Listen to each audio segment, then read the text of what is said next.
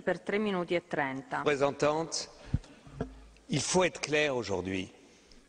Pour beaucoup de Palestiniens, et je reviens de Ramallah et des universités palestiniennes, deux solutions n'est plus à l'ordre du jour.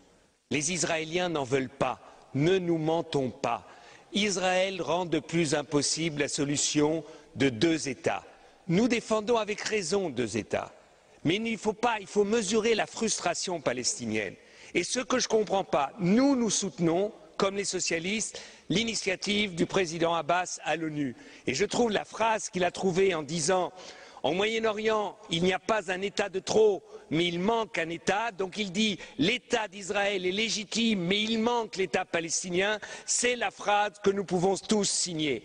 Seulement, ce que je ne comprends pas, Madame la Haute Représentante, c'est que vous arrivez ici et dites « Nous regrettons que l'Israël ait décidé aujourd'hui la construction de 1100 ». Au moins, condamnez-le et ne le regrettez pas. Dites que c'est impossible, soyez clairs. Et deuxièmement, même si nous sommes pour la reconnaissance de l'État d'Israël, de l'État palestinien tout de suite, au moins dites aux Israéliens, dites-leur, s'ils continuent les constructions, eh bien vous pousserez les États européens à tout de suite accepter la reconnaissance de l'État palestinien. Faites-leur le même chantage qu'ils font avec vous. Parce qu'avec vous, ils disent on va négocier et en même temps, ils continuent à occuper. Faites de la politique, Madame Ashton. La politique, ce n'est pas de la prière.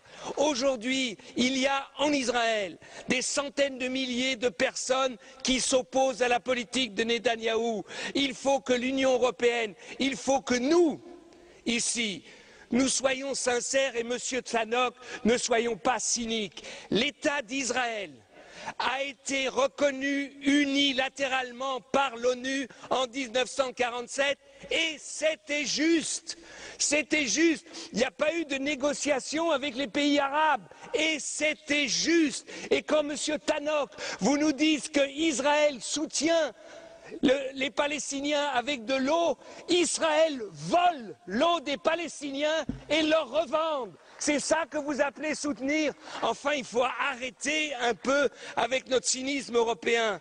Si aujourd'hui, nous nous levons pas tous et nous disions aux Israéliens, votre paix, la paix d'Israël, Israël pouvant s'intégrer dans un espace du Moyen-Orient, même de rêver des États-Unis du Moyen-Orient, où tout le monde aurait sa place, Israël doit comprendre que c'est dans son intérêt le plus intime qu'il y ait un État palestinien.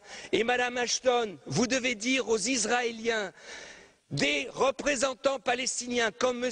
Abbas ou comme le Premier ministre Fayyad, ils n'en auront pas d'autres et qu'aujourd'hui, si le Hamas aujourd'hui est contre l'initiative de M. Abbas, parce qu'il sait que cette initiative, c'est la seule possible pour qu'il y ait deux États au Moyen-Orient.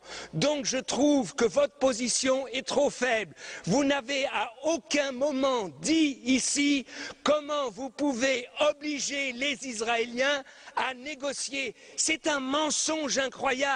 Ils disent on va négocier sans conditions parce que sur le terrain, on est en train de changer les conditions. On est en train de continuer l'occupation. Donc dites aux Israéliens où ils arrêtent tout de suite les colonies, la colonisation et la construction, où l'Union européenne soutiendra tout de suite la reconnaissance de l'État palestinien maintenant dans la 66e réunion des États de l'ONU. Si vous ne le faites pas, Madame Ashton, eh bien, vous verrez que dans 6 mois, il n'y aura pas de négociation. Dans 1 an, on en sera là où on en est aujourd'hui. Vous reviendrez ici, vous dites il faut que les Israéliens et les Palestiniens comprennent que ce n'est que par les négociations qu'ils arriveront à la paix. Ils arriveront à la paix, Madame Ashton, si nous disons aux Israéliens, des fois, et pour défendre l'État d'Israël, too much is too much, enough is enough. Si on leur parle comme ça, vous verrez que les choses changeront. Merci.